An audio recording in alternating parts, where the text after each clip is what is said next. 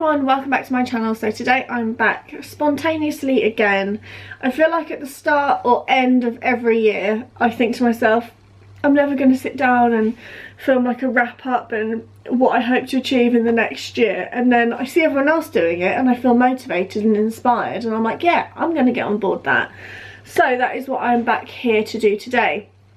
I thought it would be nice just to sit back and reflect on 2019, speak about what I'd like to achieve in 2020. It's a whole new decade, which again feels like it's more of like a significant thing. To think where I was this time, or like in 2009-10, however you want to classify it, blows my mind. And last night I did a spread on Instagram, the first time I've ever done something like it, where it was like 10, 11, 12, and it like spoke about your whole decade. And I sat down and I wrote everything out, and I just thought, I was just sat there and I was like, I cannot believe within 10 years the stuff that I have achieved. Like, it's crazy to look back on. In 2010, at the start of the year, I was still living in America. I know a fair few, not that many, followed my journey from when I first started my YouTube channel in 2009 up until this point.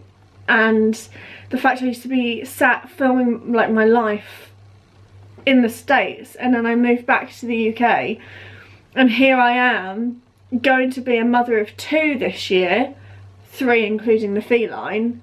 I'm a wife. Like, so much has happened in a decade. Like, it's been my most prominent decade yet. Like, I've gone from being a teenager to an adult, and it's not like, oh, I'm an adult, like, it's a proper thing. Like, I have responsibilities. And I remember looking at people when I was younger thinking, Jesus Christ, like, they've got all this stuff going on. I'm now that person that has all that stuff going on, like things for school, planning for another baby, being a wife, having to do food shopping, like being an adult. I moved out, I learned how to drive, I've gone through a couple of cars.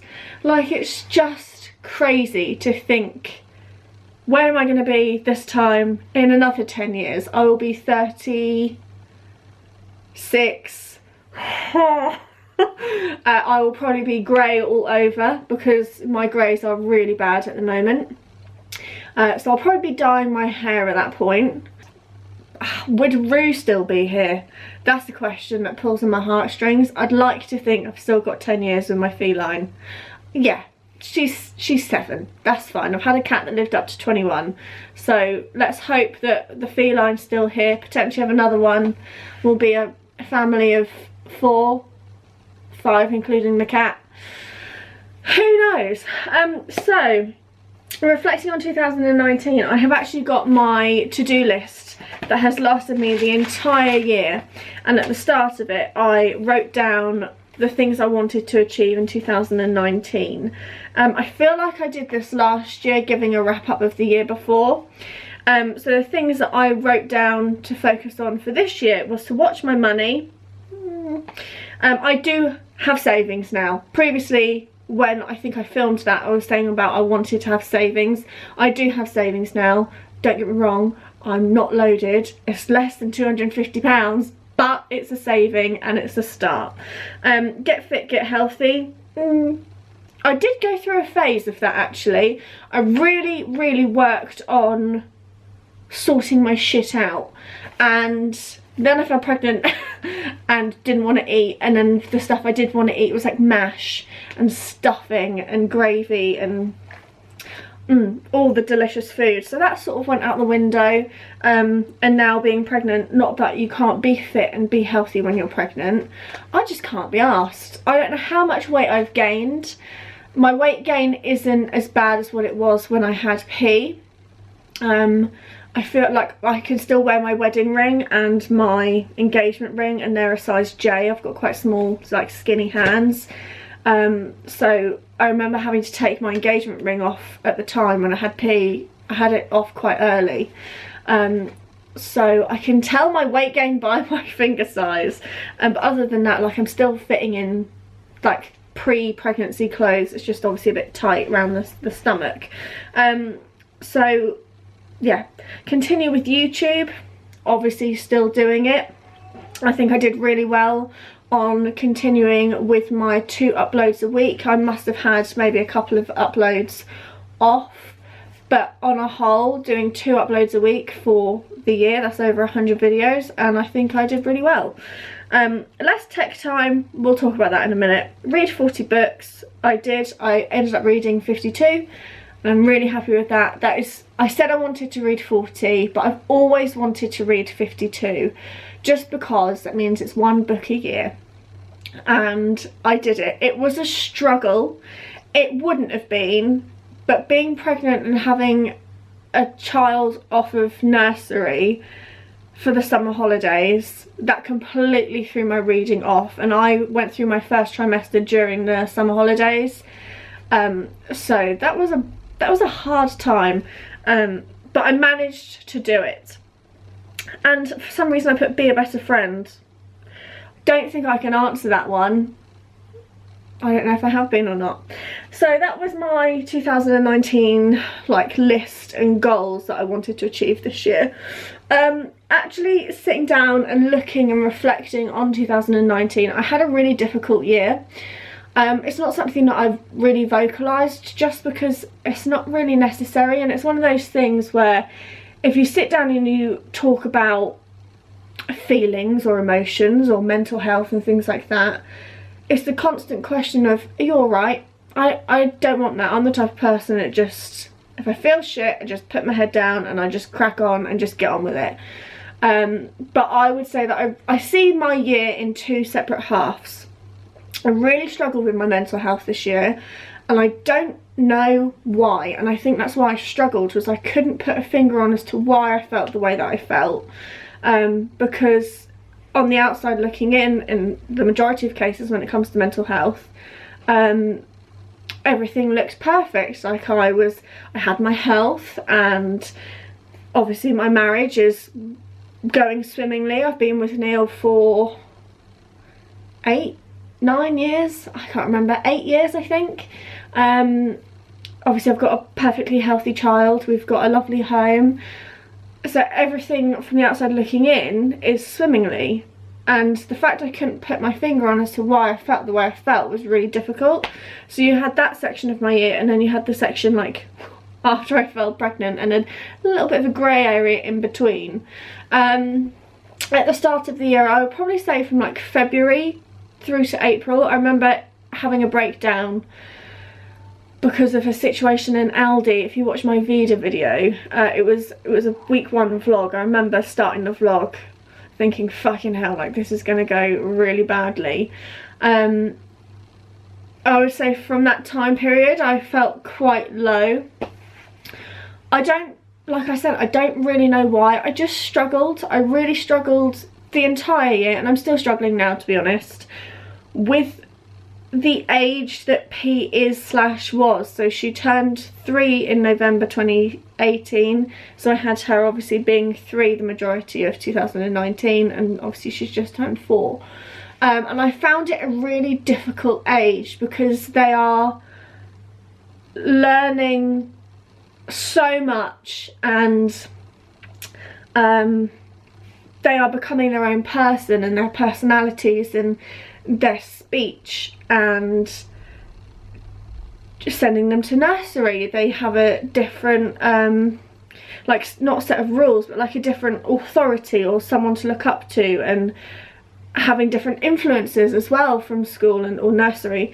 It was just really hard actually settling P into nursery. She started January 2019 because she was a November baby.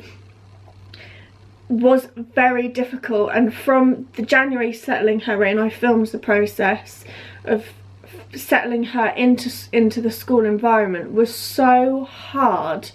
No one and nothing could have prepared me for that. It was horrific, it was awful. And then alongside that, at the time I didn't really feel like I got the support from the school, and then we dealt with night terrors, and it was just a really dark time. Looking back on it, I don't want to be like all depressive, but it was just really hard to see the light at the end of the tunnel. But we got there, and then we decided to start trying for another baby, which, if you told me that this time last year, I would have laughed in your face, because I was so not ready to have another child. And I know sometimes I get comments like on my videos and stuff of like, you really struggled with P, so why would you have another? And it's like, yes, I have struggled with P and I still struggle. I think a lot of parents do. They're just too afraid, especially on social media. A lot of my friends, they tell me that they struggle, but being on an online platform is completely different. I think a lot of people on social media that have like a vlogging channel are too afraid to sit down and say, my child was an arsehole today, or I'm really struggling with this, because it's not really a negative, because it would help so many other people out. People are ashamed to say they struggle, but I think it makes you human, which is why I sit down and say, and like I have just now, I had a shit start to my year and it was really hard, and like I said, I'm still struggling to this day with the attitude. I had an argument with P this morning about her wanting fucking chocolate buttons at 8:30 in the morning. It's like, I've said no, I mean no, stop arguing with me, don't tantrum, because you're not gonna win. And I do that multiple times a day and it's hard, but that hasn't put me off having another child. As P's getting older, I really wanted to give her a sibling. I don't have that myself, and I really want her to have that person to rely on, not only as a child but also in adult life as well. So yeah, we made the decision to start trying, and it happened incredibly quickly. I could not believe how quickly it took. With P, it took us about 6 months to fall pregnant, and this time it took one time, quite literally about 7 minutes, and I fell pregnant, and I knew it straight away. And then from then on, it's just been one of those, just get your head down, and I can't believe I fell pregnant towards the end of June, and here I am now in January. Like, my brain just can't comprehend how quick that time has gone. I'm just not ready for it. I don't really have much choice, it's just flown by. So, high points that we've had in this year. Obviously P has settled into nursery now. She's smashing it, she's doing so well, and I'm so proud. She's learning to like write letters, which is a big thing. She has come on leaps and bounds since school. She can count up to like 26, I think she can count up to now. She's doing really well with her alphabet. She's made her own friends. She comes home and talks to me about her day from school. She's got a really good relationship with all of the teachers at school, which I love, and I'm so happy about that. What else? We had our sun holiday down, where the hell did we go? It was like Bognor Regis way. We went to Peppa Pig World and we did all of that, and then we had a really nice summer actually, despite me being in my first trimester and really struggling with it. We had Neil's 30th birthday this year, so we had a barbecue and like a really nice family friend get together. Myself and Neil went to London, which was really nice, and yeah, like we've just had like a nice family year, I guess. So that has been our 2019. I don't want to say it's been average because I fell pregnant this year, but I'm gonna say it's been an average year. My hopes for 2020, it's gonna be a hard one. I've written a couple down. I'd like to read 24 books, so that's obviously dramatically decreasing what I have read. Realistically, having a newborn, it's just not going to happen, is it? I might even change it to 12. I just don't like the fact of only reading one book a month. Like, I feel that's so restrictive for me, considering I've basically read a book a week. So 24 is 2 books a month, which I'd like to hope is achievable, but I don't think it is. So I'm not too sure. I'll come back to you on the whole book front. I'm going to do some book videos like I always do at the start of the year. we'll see. So only time will tell when it comes to my book goal, but I do obviously still want to continue reading, doing my book content on here. That's one thing that I really focused on at the start of the year, especially, was my book videos. And although they don't get a fraction of the views, that's my passion and that's what I enjoy sitting and discussing about. So my book videos will hopefully still be around. Another point is less Instagram. I don't know what to do about Instagram. I don't gain anything from it. I've spoken about it before in loads of my videos, especially like with Ellie and stuff, when we sit down and we discuss social media and things like that. I am either debating deleting the app, but I don't want to delete the app because I enjoy posting. Look, I see my Instagram feed as a photo diary of my life. And I used it a lot back when P was a lot smaller, but just as I've gotten older or more busy, I don't tend to use it as much. So I'm debating either deleting it, not my page, but just deleting the app so it's not on my phone, because I've said previously I just find myself scrolling and not gaining anything from it at all. Like, I just waste time. And time is so crucial and so special that I don't want to have to waste time on my phone. Or what I might do is unfollow everyone, which I know is really drastic. I only follow like 100 odd people anyway, but I might just unfollow everyone so I'm not tempted to see what other people are doing, because I don't really care. And then I don't have that other thing. It's just me going on, posting my picture and then coming off, and that is what it is. I don't know. I just want to spend less time on it. And I think if I didn't have it, or I didn't have the people to follow, then I wouldn't be tempted to see what's going on, and I'd just post a picture and then get on with my day. I just really want to reduce the whole like tech time thing. I said it last year. I'm just so aware of it. Like eating dinner and stuff, like my phone's just on the table and it doesn't need to be there. And I was watching Zoe's Christmas Eve vlog, and I think it was Alfie's mum brought like this jail. I've seen them online. It's like a jail for your phone. The fact that it's got to the extreme where we have to buy a specific box to put your phone in so you aren't tempted to go on it is not okay. And the final thing I've put on my list, I've got hardly any expectations for myself this year at all. I don't want to put pressure on myself, and that is just to continue being a mum, which I don't have a choice and I have to do that. But I want to make the most of the time pre-baby with P, and then post-baby with 2.